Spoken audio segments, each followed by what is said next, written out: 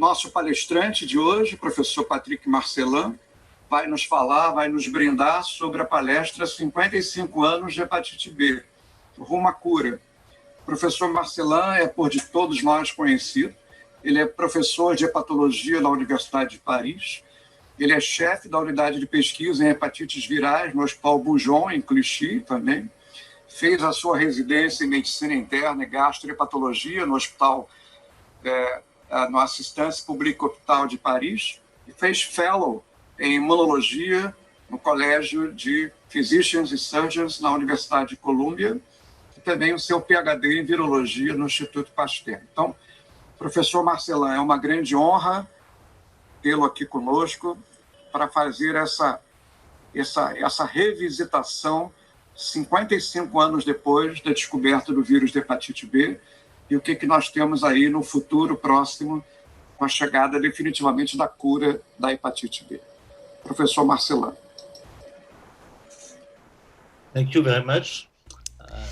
Muito obrigado. Eu gostaria, antes de qualquer coisa, agradecer ao Roberto pelo convite e ao comitê organizador. É um prazer fazer essa visita virtual a vocês, ao Brasil, em São Paulo. Infelizmente, não é presencial, não é uma reunião presencial, o que eu preferiria.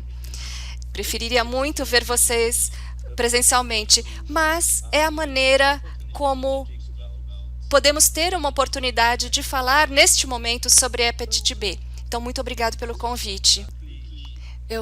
Vamos passar rapidamente aqui os primeiros slides, apenas para voltar na história da descoberta, que foi uma tendência que começou com a hepatite B, como o professor Brandão já mencionou, a descoberta do professor Brumblek, o antígeno, professor australiano, e depois Feinstein descobriu o vírus da hepatite A em 73, e depois outros, Risetto, o vírus da hepatite E. E como você mencionou recentemente, a descoberta da hepatite C. Bloomberg, interessante, ele descobriu o vírus da hepatite B, graças ao antígeno. Naquele momento, ele tentou caracterizar o vírus de uma forma diferente da que fazemos. Esses são os nossos amigos, Harvey, Michael e Charles, que fizeram todo um percurso para a descoberta da hepatite B. Depois da descoberta do agente infeccioso, era preciso caracterizar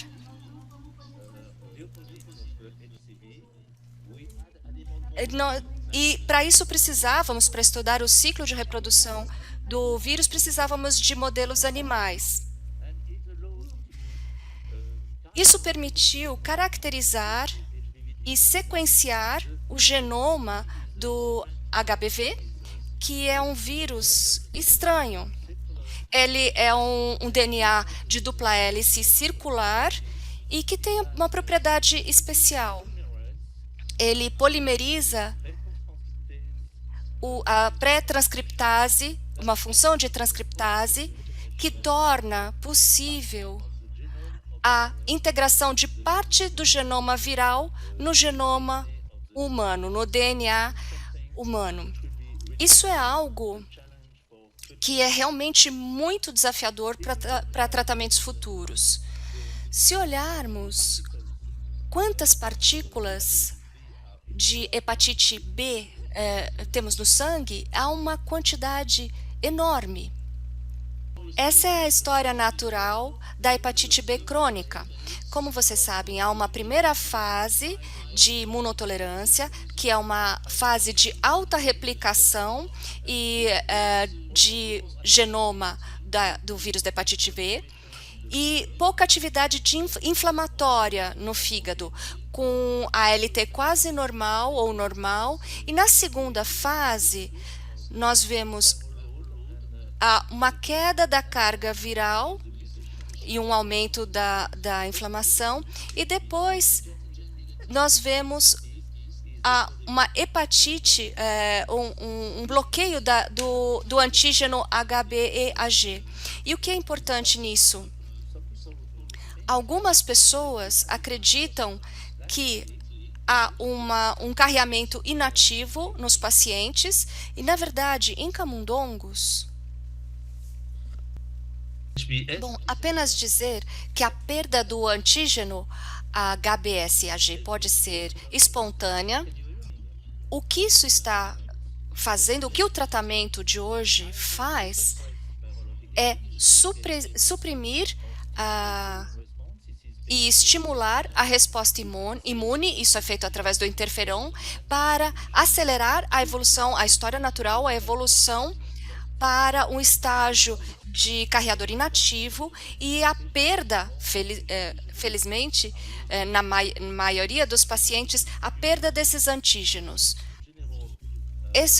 Aqui é uma descrição geral do ônus global da hepatite B. Nós temos mais pacientes infectados com hepatite B do que hepatite C, e o que é muito importante compreender é que a infecção no nascimento, a transferência vertical, é a principal causa de hepatite B. E é muito raro em adultos. Os adultos desenvolvem hepatite B aguda, mas raramente desenvolvem a hepatite B crônica. Nós temos vacinas e o que é muito importante, nem todos os portadores crônicos têm um problema sério. A maior parte dos portadores inativos tem uma doença leve, o que é um bom desfecho espontâneo. Mas temos um problema, que é essa lacuna entre o que fazemos em termos de pesquisa, de energia dedicada, de suporte financeiro para HVB, comparado ao hepatite C e HIV. Como vemos, há uma prevalência muito maior da hepatite B comparado às duas outras entidades. E vemos que a porcentagem de pacientes diagnosticados é muito baixa. E mais importante, nós sabemos que globalmente apenas 5% dos pacientes com hepatite B crônica são tratados. Bom, é menos do que 10% com certeza. Então, há uma baixa detecção, baixa triagem e baixo manejo desses pacientes. A hepatite B não é considerada, não lhe é dada toda a importância que ela tem. Deveria haver mais programas globais e nacionais. Se olharmos os últimos 35 anos, o desenvolvimento de fármacos para hepatite B foi relativamente lento. Nós começamos com o interferon nos anos 80, final dos anos 80, depois interferon pegilado no final dos anos 90, e os nucleosídeos e análogos de nucleosídeos e nucleotídeos, a lamivudina primeiro, que foram drogas usadas para HIV, como a lamivudina e o adefovir, e depois agregamos mais recentemente entecavir e tenofovir. TAF ainda não é comercializado no Brasil. Vocês vão ter a chance de usar essa última droga que será disponível para a hepatite B, que é o tenofovir alfafenamida. Mas existe uma eficácia de longo prazo dos NUCs, em especial do tenofovir. Esse é um estudo com 2 coortes de pacientes tratados com tenofovir e mantidos em tenofovir por 10 anos. E o que observamos é que a porcentagem de pacientes aderente ao tratamento é muito boa, tinham 100% de DNA HBV, e o problema de segurança seriam lesões ósseas, com osteoporose, que é relativamente baixo de qualquer forma, e normalmente relacionada a fatores de riscos e, na maior parte dos casos, reversível. Então, é uma preocupação, mas a probabilidade é baixa. Não há resistência, não conheço nenhum caso de resistência ao tenofovir até o momento. Há uma regressão da fibrose, como foi demonstrado numa grande coorte de pacientes, onde fizemos biópsia do fígado, no momento basal, 1 ano e 5 anos, e observamos uma redução significativa da fibrose, mesmo em pacientes com cirrose, e uma melhora do desfecho, menos descompensação, menos carcinoma hepatocelular e menos transfusão de fígado no geral. Mas precisamos ser cuidadosos, precisamos manter uma vigilância muito cuidadosa de pacientes com metabólise F3 e F4 e a regressão da fibrose. Muitos pacientes têm uma melhoria bem clara, mas ainda podem desenvolver carcinoma 3, 4, 5 anos depois. Então, precisamos ser muito vigilantes com esses pacientes que na baseline eram F3 ou F4. E quanto ao TAF, se comparamos esse estudo, fase 3, multicêntrico, global, o TAF é tão eficaz quanto o tenofovir desoxyproxila, e as lesões renais e ósseas têm um perfil muito melhor. Nós vemos a mesma eficácia comparado ao TAF e TDF, e quanto à segurança e efeitos colaterais e tolerabilidade excelentes, e a resposta sorológica é a mesma para as duas drogas. Mas se olharmos agora o impacto do fármaco nos rins, isso aqui é a taxa de filtração glomerular e a densidade mineral óssea na coluna, nas vértebras, vemos que há uma melhoria significativa do TAF comparado ao TDF. Então, o TAF é tão eficaz e ele é uma boa escolha, em especial pacientes que têm fatores de risco para osteoporose ou para doença renal. Agora, nós nos perguntamos, pacientes com tenofovir ou entecavir por mais de 5, 10 anos, em alguns casos, no nosso centro temos pacientes que estão com entecavir há 15 anos até. Podemos descontinuar o tratamento? A resposta podemos ver aqui nesse estudo. O tenofovir em 41 pacientes, e vocês podem ver que aqui é o DNA do HBV no vírus, depois de descontinuar o tratamento, e vemos que muitos pacientes têm um rápido aumento do DNA viral. Muitos deles têm um título moderado, mas a maior parte tem uma titulação identificável. E se olharmos a ALT, nós vemos a confirmação que alguns pacientes eles têm uns flares marcados, um aumento exuberante quando descontinuam o tratamento, principalmente nos primeiros 6 a 12 meses, quando devemos ser bastante cuidadosos. Alguns não têm essa resposta, e difere muito de paciente para outro. Mas, resumidamente, acho que temos que ser muito cuidadosos para retirar os NUCs, porque temos reativação viral em 50% a 80% dos pacientes, flares de ALT em 25%, A reativação pode ser grave em 10% desses pacientes e em 5% observamos insuficiência hepática. No nosso centro,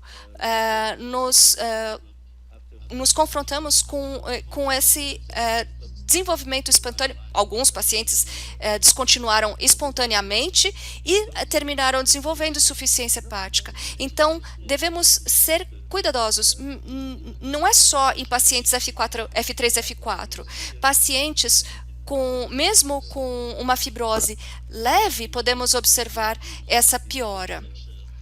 E o nível de titulação de antígeno para decidirmos parar ou não é esse, mas parando o tratamento é preciso controlar, verificar o paciente por até 6 meses e continuar seguindo o paciente depois. Um estímulo imune é realmente o que a gente precisa para a cura do vírus da hepatite B. A prova do conceito é muito difícil de executar, fazer um estudo com interferon pegilado e tenofovir. A ideia é combinar um imunomodulador, as propriedades do interferon, e um efeito antiviral potente do tenofovir. O que observamos, nós vemos que a perda de antígeno HBsAg é sensível. Isso é aceita antes de estar satisfeitos com a diminuição de DNA viral, porque isso está associado a uma diminuição do risco de decomposição hepática e carcinoma hepatocelular. Esse é um dos estudos que vemos que os pacientes ficarão muito melhor do que aqueles que continuam HBsAg positivos. Então, um dos pontos é essa perda do antígeno. Então, voltando ao estudo com o tenofovir e interferon pegilado, o que observamos é que essa combinação acelera o declínio do antígeno HBsAg. Mais do que a monoterapia com interferon ou com monoterapia do tenofovir ou com o uso por curto prazo da associação. Nós vemos que a associação por 48 semanas, um declínio rápido e profundo do antígeno se comparado aos que receberam apenas a monoterapia ou por curto espaço de tempo. Então, o uso de duas drogas, um imunomodulador e um antiviral, geram um efeito aditivo e isso é refletido por uma perda maior da presença de antígeno. Pacientes recebendo a combinação por 48 semanas, depois do tratamento, nós temos uma perda de 8% de antígeno. Parece não ser alto, mas é mais alto se comparamos apenas interferon pegilado ou apenas tenofovir.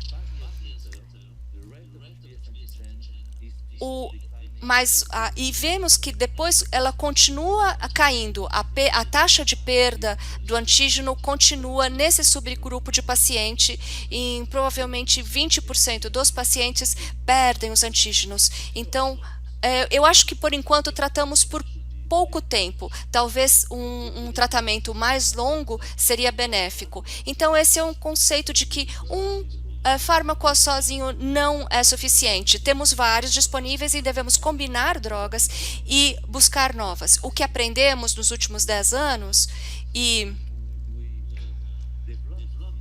desenvolvemos esse teste no nosso laboratório, porque nós observamos que o antígeno HBs, a quantificação do antígeno no sérico é um bom preditor da resposta imunológica sustentada e da perda do antígeno. O que vemos, se a quantidade basal do antígeno é importante, se estiver menos que 1.500 unidades internacionais, há um declínio rápido do início em 2-log, por exemplo, nas primeiras 3 a 6 meses de tratamento, também é um bom preditor. E como eu mencionei, aqueles pacientes que têm um declínio na quantidade de antígenos continuam esse declínio por até 10 anos. Então, a combinação é a chave. Esse é um estudo mostrando que os NUCs isoladamente diminuem o risco de carcinoma hepatocelular, mas precisam de uma longa duração de tratamento para ter o benefício dos NUCs em termos da prevenção de carcinoma hepatocelular, de 3 a 5 anos, o que provavelmente vamos ter mais rápido com a associação. É o que nós acreditamos, precisamos da confirmação e de ter essa combinação ter um efeito antitumoral. Então, o objetivo não é simplesmente a supressão viral, mas a cura. A cura significa a erradicação da infecção celular, erradicação do DNA viral e também, é claro, objetivos mensuráveis e ótimos que devem ser erradicar o DNA circular viral, que é a questão. O problema no vírus de hepatite B comparado a C é que o C é um vírus fácil de erradicar. O HBV é um vírus, é um DNA vírus com propriedades, como eu mencionei, de atividade de retrotranscrição, e temos o problema de integração do genoma viral no genoma humano. Temos um cccDNA epissomal bastante estável, que serve de modelo para a transcrição do RNA viral. E se o cccDNA se mantém na célula, ele continua a sua interação inserindo fragmentos genômicos no genoma humano. Esse problema da grande produção de proteínas virais dos antígenos séricos reduzem provavelmente a função imunológica e vemos uma indução de falha da célula, da resposta imune nas células infectadas. De certa forma, elas ficam paralisadas, a resposta imune fica paralisada. E podemos também ver o problema de resistência associada a diferentes drogas que vamos desenvolver. Então, as questões para a cura da HBV, para simplificar, temos um grande reservatório de cccDNA no hepatócito.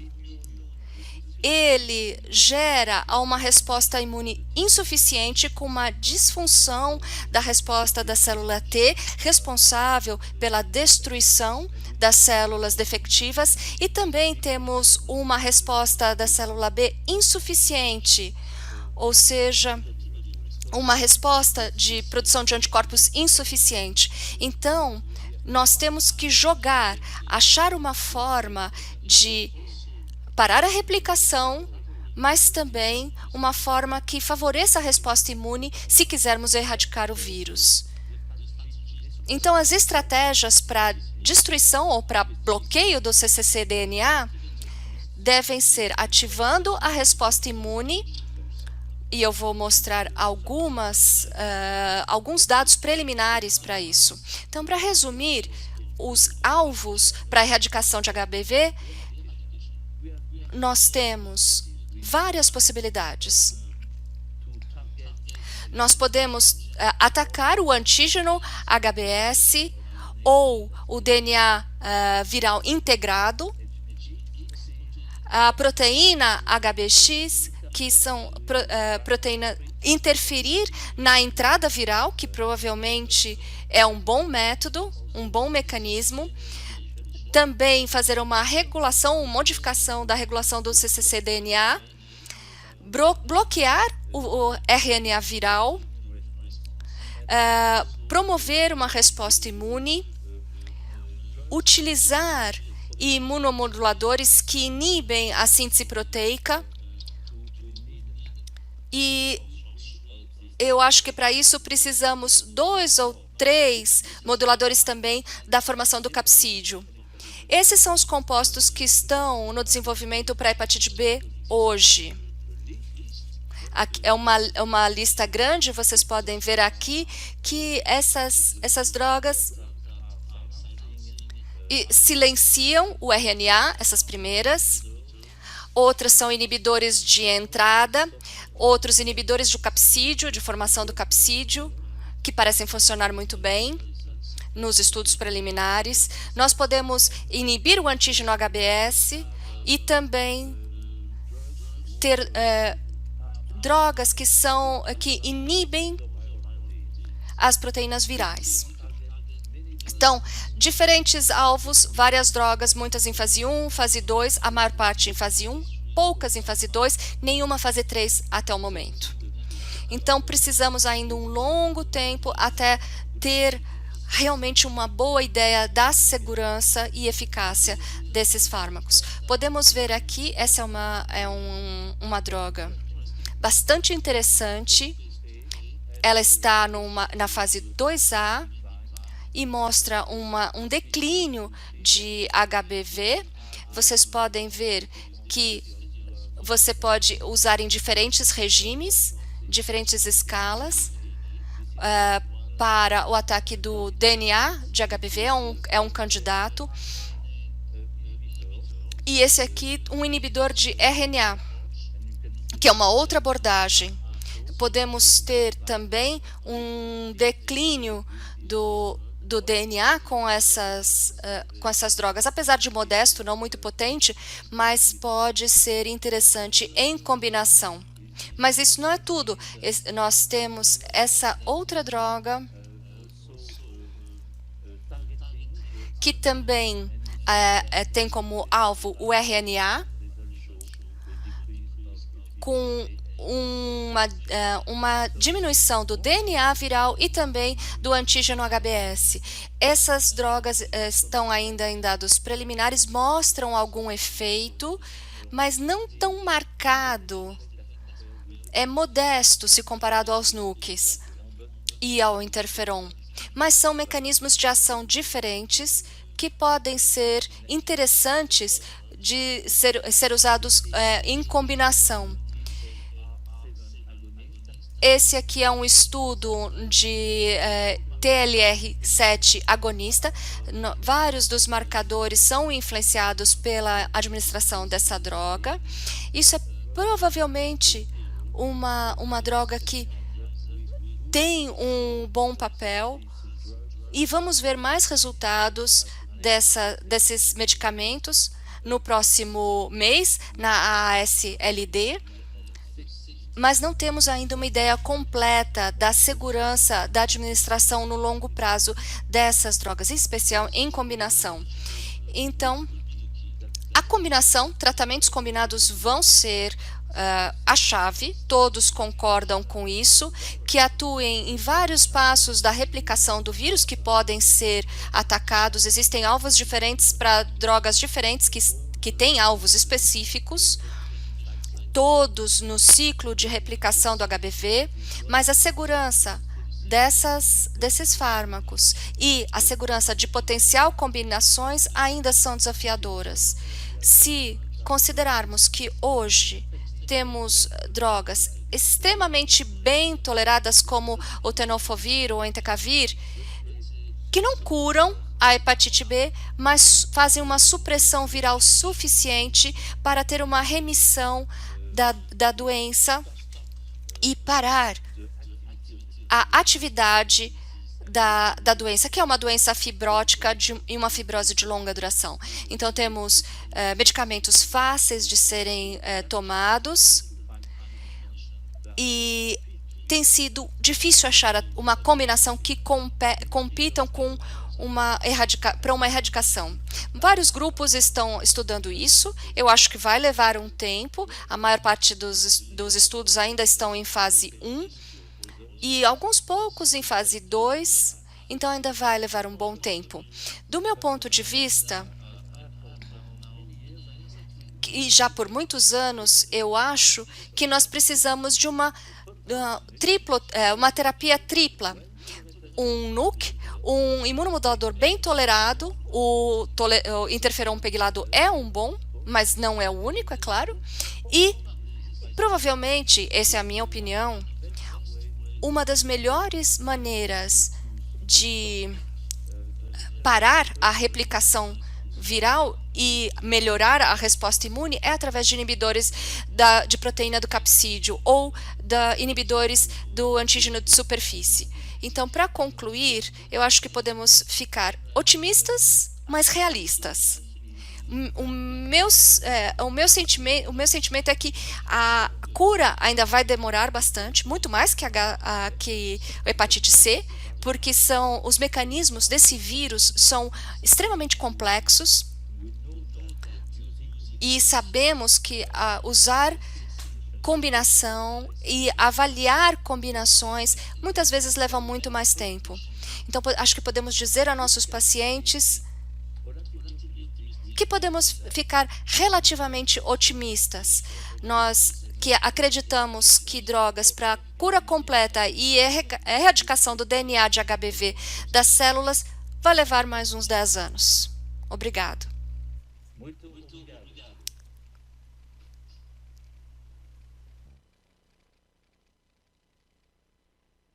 Eu peço desculpas novamente. Bom, o hepatite B é um vírus muito complexo. Então, tudo aqui foi complexo. A conexão é complexa, é tudo complexo. Com a ativação, com a conexão. Foi a influência do vírus. Tinha um vírus aqui no sistema. Não é isso, Roberto? Muito obrigado, professor Patrick Marcelão. Eu acho que todos nós que trabalhamos na área da hepatologia, todos nós estamos muito apreensivos e todos nós esperançosos da chegada dessas novas moléculas que o senhor aqui se referiu. Né?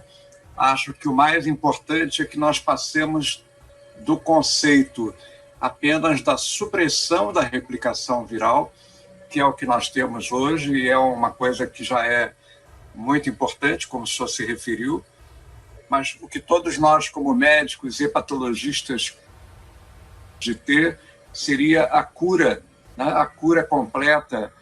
Algumas pessoas até falam num sentido de cura sterilizing cure, ou até mesmo uma purgação do vírus, né?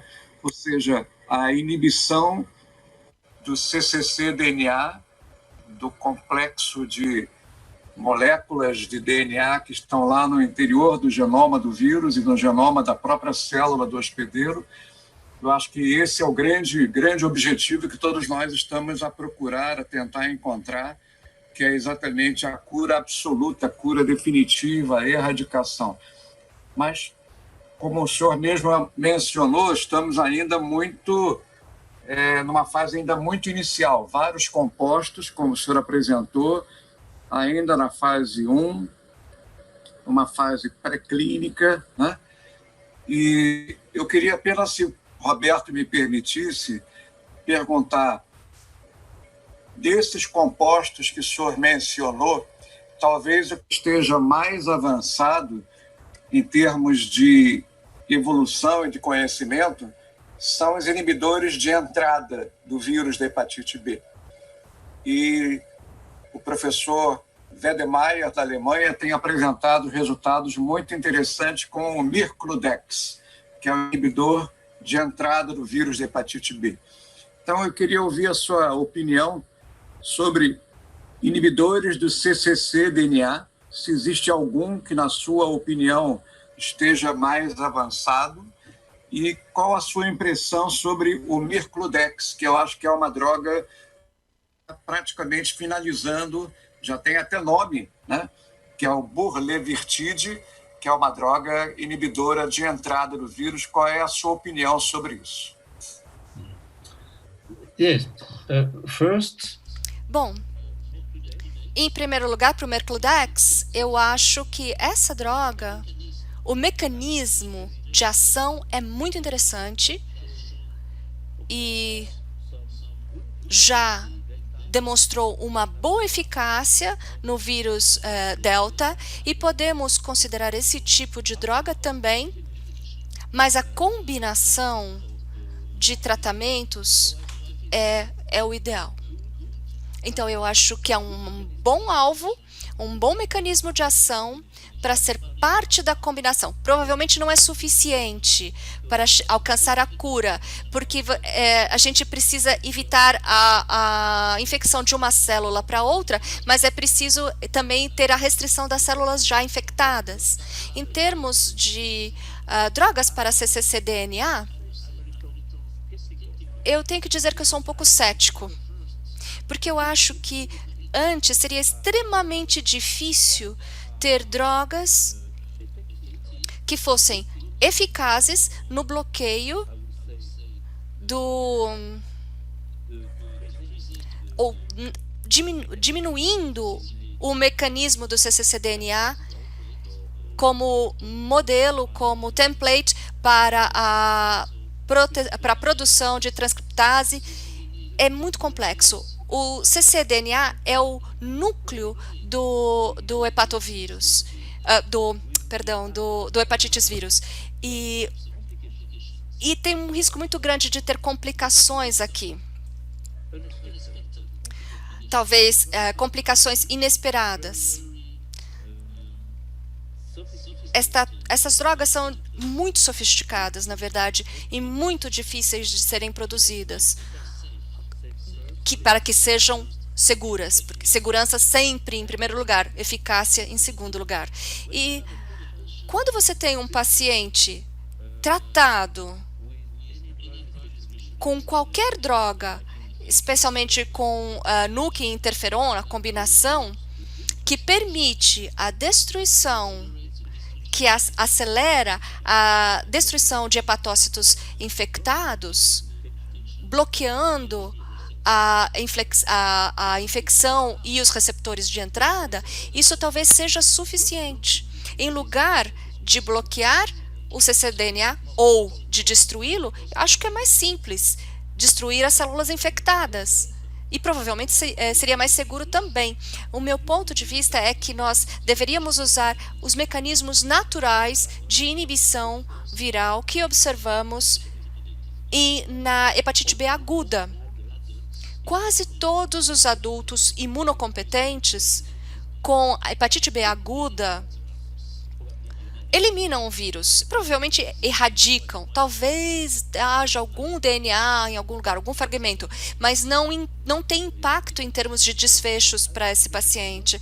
Então eu acho que a abordagem mais importante seria supressão viral, supressão do vírus e estimular a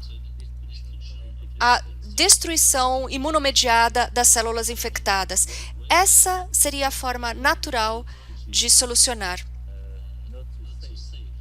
E muitas drogas talvez não sejam tão seguras. Seria extremamente desafiador achar drogas cujo alvo fosse o cccDNA. Eu não sou um grande fã do cccDNA, das drogas para cccDNA. Eu não torço por elas. Eu acho que a gente pode ter abordagens mais simples. Quando a gente é mais simples, normalmente a gente também é mais seguro. Mas eu acho é uma opinião ainda. Os virologistas gostam de brincar, de jogar com cccDNA. Médicos gostam de perda do antígeno e resposta imune. Provavelmente temos que retroceder um pouquinho, voltar à imunologia, entender melhor a imunologia na hepatite B. Se olharmos os tratamentos que nós temos, primeiro usamos o interferon, um imunomodulador. Em segundo, usamos a biologia molecular e os NUCs. Acho que agora a gente tem que ir um passo atrás, voltar para essa parte da biologia que é muito importante, que é o hospedeiro, a resposta do hospedeiro contra o vírus e ajudar o hospedeiro a recuperar-se e recuperar a resposta imune. Portadores crônicos de hepatite, em geral, adquiriram o vírus no nascimento. Então, eles não desenvolveram uma resposta adaptada contra o vírus. Então, nós temos que construir essa resposta. E eu acho que uma abordagem muito boa, bastante interessante, é supressão das proteínas do capsídeo. E a supressão diminui a produção de antígenos de superfície e a diminuição da produção de antígeno bloqueia a resposta. E permite uma resposta imune, que pode ser que provavelmente é uma abordagem muito boa. É um ponto de vista, é a minha opinião, mas é claro, existem muitas drogas, muitas possibilidades e precisamos mais para definir o que é ideal.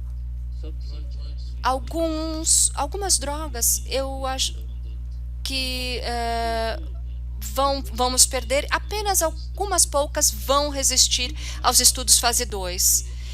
E vamos aí, então, ter uma ideia mais clara em 2 ou 3 anos, a partir de hoje, saber quais são os bons candidatos. O próximo passo seria a avaliação das combinações, quais drogas e como usá-las. É por isso que eu acredito que vai levar um longo tempo, porque nós sabemos que os estudos de combinação demoram mais. Primeiro você tem que avaliar a eficácia e segurança de cada droga em separado e depois fazer o mesmo trabalho com 2 drogas ou às vezes 3 drogas associadas. Então eu acho que a história da hepatite B ainda tem um longo caminho pela frente. Professor Roberto, eu queria só aproveitar, se tivesse uma oportunidade, para fazer mais uma pergunta ao professor Marcelin, que é exatamente sobre... O senhor falou muito sobre a importância da imunoterapia, da imunoestimulação, da imunomodulação, né? E mais recentemente, estamos vendo, por exemplo, no tratamento do carcinoma hepatocelular, a importância dos imunobiológicos, os inibidores de checkpoint, os inibidores de morte programada, de PDL. O que o senhor acha que essas drogas poderiam contribuir, principalmente nivolumab, esses anticorpos monoclonais que poderiam ter alguma ação? E também ouvir a sua opinião sobre vacinas terapêuticas, se existe algum papel ainda sobre a utilização da vacina terapêutica no tratamento da hepatite B. Se o senhor acha que isso ainda tem espaço para esse grupo de substâncias? Vacinas terapêuticas. Nossa experiência, houve experimentos com vacinas, como vocês sabem, há muito tempo, há 15, 20 anos, e não foram bem-sucedidos. Provavelmente porque essas vacinas não eram potentes o suficientes para ativar uma resposta imune e principalmente a resposta de células B e anticorpos. É uma possibilidade. Eu sei que existem algumas novas vacinas terapêuticas em desenvolvimento, em pesquisa, que são muito mais potentes. O risco com elas é que nós temos que pensar na segurança. Se estimulamos demais a resposta imune, nós temos... É importante achar um equilíbrio, um bom nível de imunoestimulação, porque se for forte demais, a resposta imune pode não ser seguro. Pode induzir a reativação, um flare de ALT e uma necrose hepática extensa. Então, eu acho que essa é uma abordagem, a vacina terapêutica. Não foi bem sucedida no passado. Com as novas vacinas, supressão do vírus seria de qualquer forma necessária. Então, eu acho que, mesmo que a vacina terapêutica funcione, ela vai precisar ser combinada com antivirais.